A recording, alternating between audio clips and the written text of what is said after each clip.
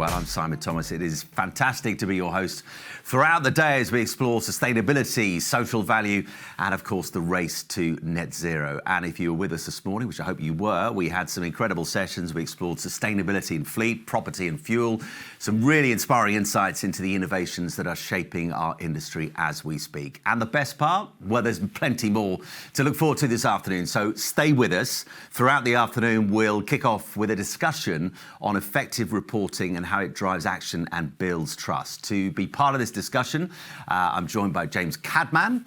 James, good to see you. Amelia Woodley is also here. You've heard from her right at the start of the day. And Angela Hughes is with us as well, ESG Manager at Speedy. Hi. Great to see you guys. I hope you had a good lunch. Amelia's been telling me she was enjoying quite a few sandwiches, but we will not talk about that. Amelia, you want to talk about the value of sustainability reporting and kind of what it means. So for you, how do you see sustainability reporting evolving over the next few years, and why is it becoming for you such a key driver in terms of the sustainability push? So I've been involved in the sustainability reporting arena since I joined Speedy, so circa 4 years, and we've seen such a monumental shift in reporting requirements, looking at environmental and social issues. What we're seeing now is a real tipping point because it's becoming very mainstream. So we're seeing a number of regulations coming through. The big one on the horizon is the CSRD, so the Corporate Sustainability Reporting Directive. And that's a total game changer in terms of how corporates and their whole value chain report their sustainability issues. So really getting that level of detail through the value chain. We've got EU taxonomy on the horizon, so looking at how green are actually your assets or your investments or the products and services that you're selling.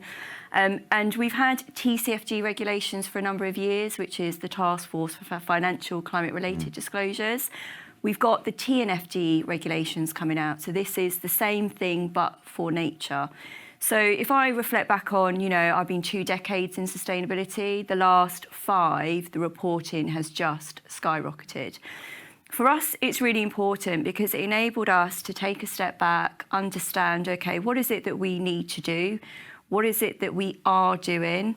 And what is it that we should be doing? So the disclosures allowed us to actually compartmentalise our issues and work out, are we compliant now? Yes, great. If not, how do we get to that compliance in the future? So it's helping us have a really structured path towards where we want to go in the future from a sustainability reporting perspective and just generally performance. So when I first looked at it, I thought, gosh, loads of reporting requirements, and Angela has been so critical to that journey. Like an admin headache on steroids. Angela will share her journey on that one. But what it's actually done, it's really enabled us to focus our efforts. It's really important from a transparency and trust perspective because by having these reporting frameworks and disclosures, the stakeholder, being a customer or an investor, can see that it's got to be credible because you won't get them if you're not credible. So it brings trust and it brings transparency to us. And we find it a really useful mechanism for us as an organisation. And James, when it comes to trust, when it comes to transparency, from your perspective, what are the key components of a really good sustainability report? No, it's really important, just building on what Amelia's been saying there about being clear what you're saying. There's so much jargon in this space. There's so many phrases, there's so many acronyms, and it's easy, it's tempting even to bamboozle people with some of this stuff. But there's lots of ways of translating that into language that people can understand, particularly the investors and the stakeholders that Amelia's just talked about. If you're looking for that kind of investment from outside your business, from PE, private equity houses, and from other sources as well, from government or wherever, you have to be clear about what's happening. And within that, you need to be able to say, this is the picture as it is now, and these are our key issues, our hotspots. This is what we're going to focus on. Because the question will naturally come, okay, that's your sustainability impact, but what are you doing about it? Having a number to say we're emitting this or we're doing that is one thing, but it's the conversation beyond that. What are you doing to reduce it? What are your actions? And then if they like the response from what you're reporting, then the investment should come or the interaction should come. So being really clear about where you're at now and where you're trying to get to, but also what you're going to do to get there. And so in some ways, going back to what you said at the start, there has to be a transparency around language, because too often jargon, as you called it, is used that confuses people. Yeah, indeed. And there's something that we try to do in the supply chain school is break down some of that stuff through the training and workshops that we provide out to the sector for free. And Speedy are one of our great supporters as a partner to the supply chain school to try and break down some of those barriers and say, look, you can get hold of this stuff because it does look a bit scary from the outside. But if you understand what it's about and what you're trying to achieve, then you can go, right, we can break this down and we can do carbon, and then we can come to social value, and then maybe to nature if that's relevant to us. But making it proportionate and making it clear what you're trying to achieve. Angela, before I come to you, just one more to you on this, Amelia. Can you give us some examples for people watching at the moment where reporting has led to, I guess, directly measurable improvements in sustainability outcomes? Yeah, absolutely. We've got a few. So, and I shared on the intro earlier. So, EcoVadis Platinum, that puts us in the top 1% globally. When we started this journey, we were on EcoVadis Bronze. So we've jumped from bronze to silver to gold to platinum. Now, that may look to the external world like quite a sharp increase, but there was a lot of work that went on behind the scenes in the organisation where, you know, the way that I operate as an ESG director is I build my metaphorical house first before I go out publicly and look at disclosure ratings. And that disclosure is built on improving your performance in environment, in ethics, in people and labour, in sustainable procurement. So the medal at the end is just the final bit. It's all of that work that's happened. You know, we spent years inside Speedy Hire consulting with stakeholders, moving departments onto the sustainability journey, challenging what they were doing, to say, look, you've got to do biodiversity impact assessments because the disclosure needs us to do it. And that trickled through, you know, in things like CDP A-. Again, when we started that journey, we were a D. We moved to a B, then an A-. And then outside of that, outside of doing sort of like applications for disclosures, we picked up the Financial Times European Climate Leader. So that was an independent body coming along saying, we like what you're doing and you're doing really well on that. So when you look at the reporting framework, you can kind of get a bit mesmerised by all the medals, but there's so much work that's gone on behind the scenes. And really, those medals are just the visual incremental change that we've done over 4 years it's taken us to get there. Amazing. Let's talk about governance and transparency, which is a good time to bring you in, Angela, because governance is an absolute cornerstone when it comes to trust, when it comes to transparency as well. How does Speedy Hire basically ensure its reporting process maintains the highest standards when it comes to accountability? So we've done a few things, to be fair, Simon. And the very first thing that we started looking at when Amelia was looking to do Decade to Deliver was that foundation had to be our governance, and we titled it Brilliant at Basics. Because if we can't get that foundation correct, everything else above it is not going to be where it needs to be.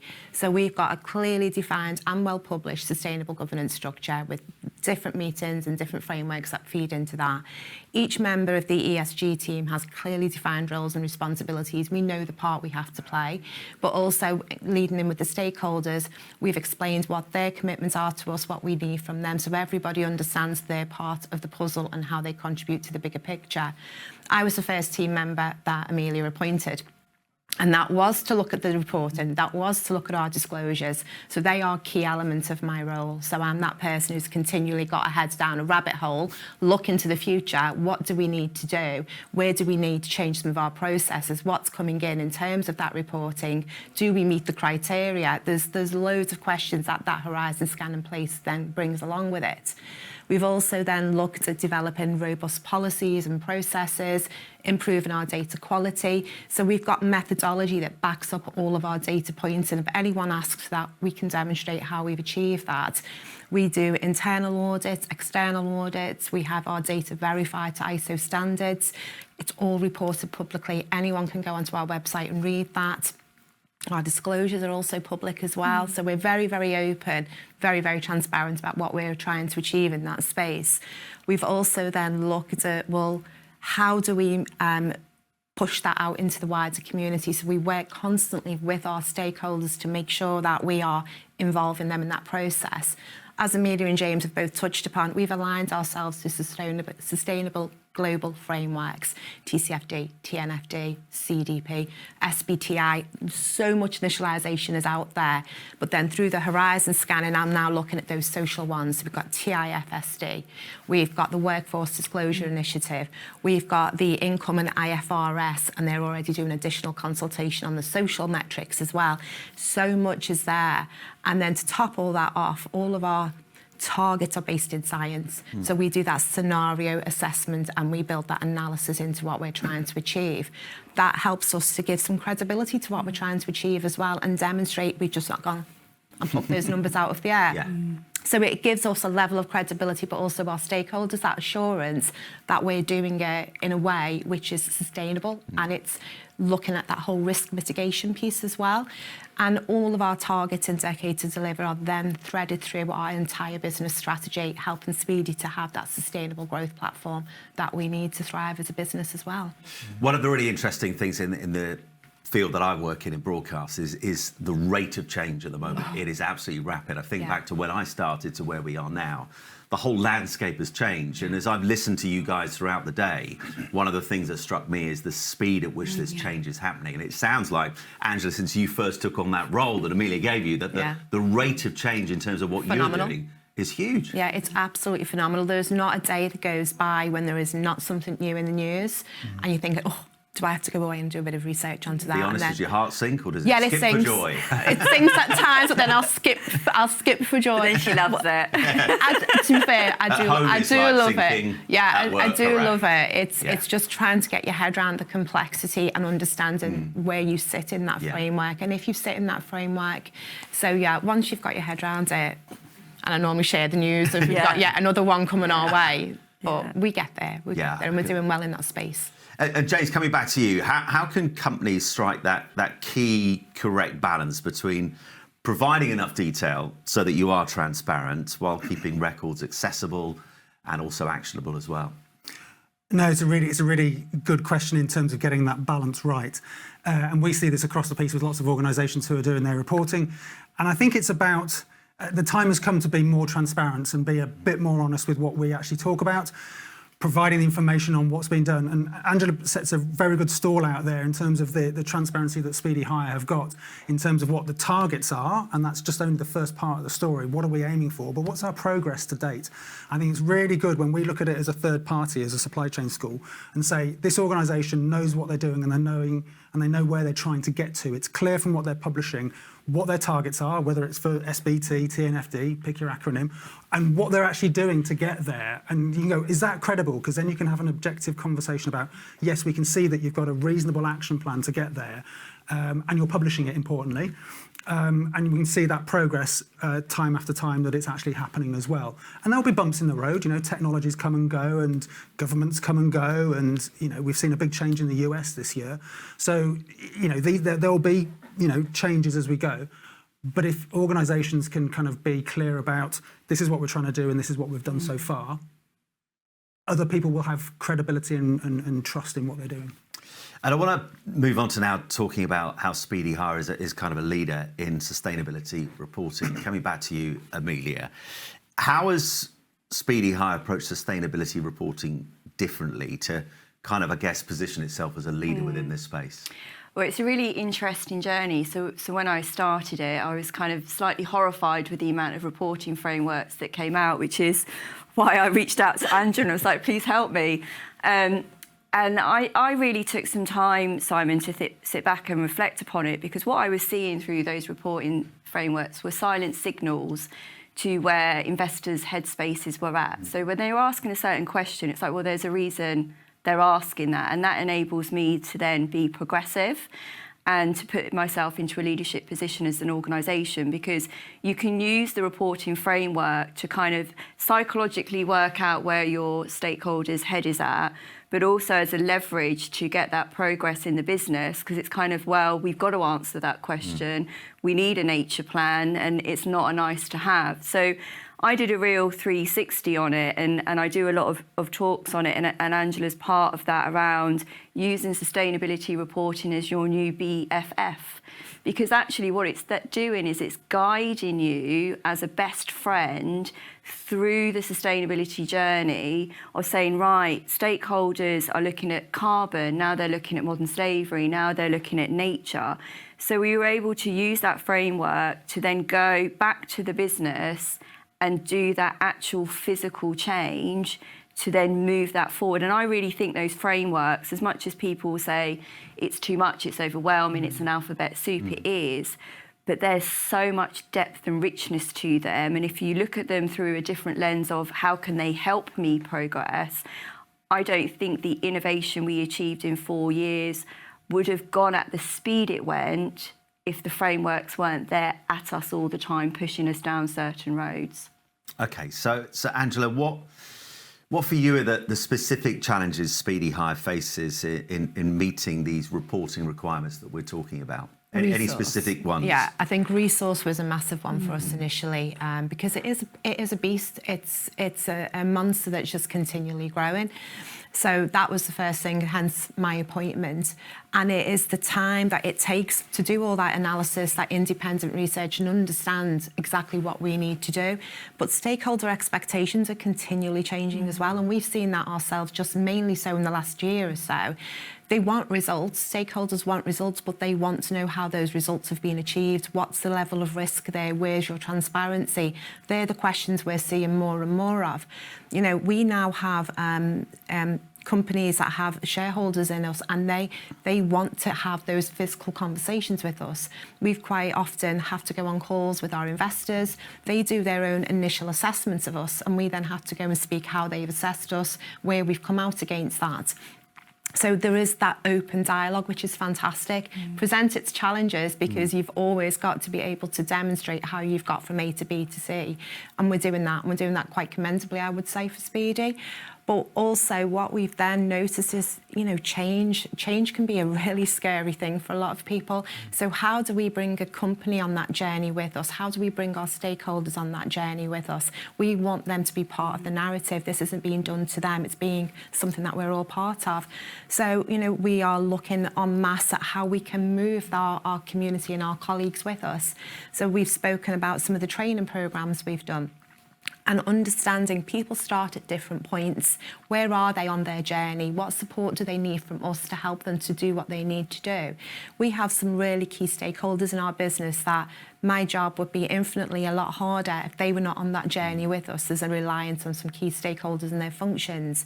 So we've invested in the ESG Business Partner Programme. We've put people through that IEMA qualification. But the best part about that was hearing how they feel that's given them a level of credibility in their discussions with our customers, that they feel like they can hold their own, which is fantastic. That was never really an outcome that we anticipated from that. It was more about that upskilling from a technical perspective. We spent time doing very focused and dedicated workshops with our PLC, with our exec team, with various important stakeholders in our supply chains, our category management teams. But it's understanding the journey is different for everybody, and it's being there and doing that hand-holding for them. So the biggest challenge is definitely the cost, always having an eye on what's coming, where do I need to be putting my focus, bringing people along with you, but having that open dialogue with your internal and external stakeholders. It's key for that transparency piece and demonstrating the progress that we're making. So is there a times of frustration in terms of, you know, in terms of sustainability, you are pulling in one direction, and whilst you're trying to do that, you're being pulled in lots of other directions at the same time? Yeah, it's a balancing game constantly. You don't know what is going to land in your emails on any one given day. Today I've got 2 investor disclosures that I've got to go back to and start looking at tomorrow. So these things can land very left field. And again, that's that challenge of that resource, that time. But yeah, I think one thing I would have to say that we are good at is that adaptability, because everything is changing so quickly. You have to pivot so quickly. There is no time for just procrastination and thinking that's a job that I'll do tomorrow. It's literally, right, where do I need to put my focus? Where am I turning to? That's where I'm going now. Do you want to have a quick look at those emails while James does the next bit? Yeah, I'll listen to James. Save it for tomorrow. I mean, James, how does Speedy High's reporting compare to other market leaders in the construction and industry? And when you look at what others are doing, are there lessons you draw from them? I think it kind of picks up from the point I was talking about earlier about being clear and transparent with what you're doing. It's that whole journey. We've talked about badges and medals, I think you called them. I think there's a lot of focus on that, and that rightly so, because it starts that conversation, but that's not all of it. I think for an organisation to be in a good space to, you know, what Angela's just been talking about being able to pivot and react to things, it's being able to understand, yes, we know where our business is at and we know what we need to do and we know where our focuses are within that. We can't solve everything. We can't boil the ocean or eat the elephant. We have to focus on the things that we can really get hold of and tell the world about it. Put it in your report, put progress updates out there. I know on Speedy's website that it's very clear. Targets, performance, case studies. It's really super simple to see. And I think that's a good template for other organisations to follow.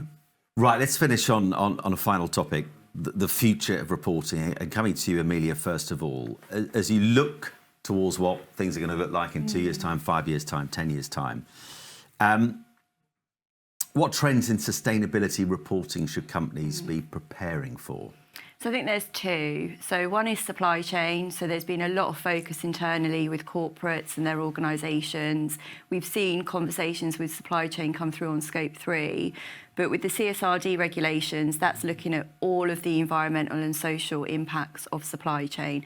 And I'm actually quite excited about that because it's very hard to get consistent supply chain data. So I welcome that regulation. But what we're really seeing is that introduction of people and social factors. So we've had a lot of work around net zero, a lot of work going on around nature, but businesses are built on people. You can't run a business without people. You have people in your supply chain. So when investors are looking at us as an organisation, you know, they're looking at risk. So they're looking at carbon risk, they're looking at nature risk, but what they're now looking at is people risk. Do you have good labour standards? Do you have adequate workers' rights? Have you made sure you don't have modern slavery in your supply chain? The decisions that you are making around net zero, what is the people impact of that decision? So Andrew and I are going down another rabbit hole, aren't we? We are. Around understanding what is people and social factors, what does it mean? We've got another regulation coming out called the TIFSD. That's the one. Another acronym. Just rolls off the tongue, There's been a doesn't lot it? of acronyms over the last 20 minutes. Yeah. And this is all about inequality because investors are quite clear inequality is systemic risk to them. So I think, you know, supply chain, and then it's all going to be about people and social factors. And a final one from you, James. If you had to identify one area, just the one, where reporting could have the most significant impact on the sustainability process, what would it be? It's the word we've all said, it's investment. Money drives everything. And we saw it at COP29 the last couple of weeks in Azerbaijan. Climate finance was the top agenda about how much money the world is going to spend on this problem and the people that go in and around it as well. So I think reporting is to unlock potential investment, whether it's in innovative technology, new ways of working, getting things onto site that are in the pilot stage. That's what's really going to unlock all of it, from my point of view. So as much of a slog all of these acronyms are to get to that point of saying, this is where we're at, that's the ultimate benefit for it down the line. Brilliant. Amelia, James, Angela, thank you ever so much. Great to have your time this afternoon. It's really clear from what the guys have been saying, along with the acronyms and the rabbit holes as well, that transparency in reporting absolutely vital for driving real action in sustainability.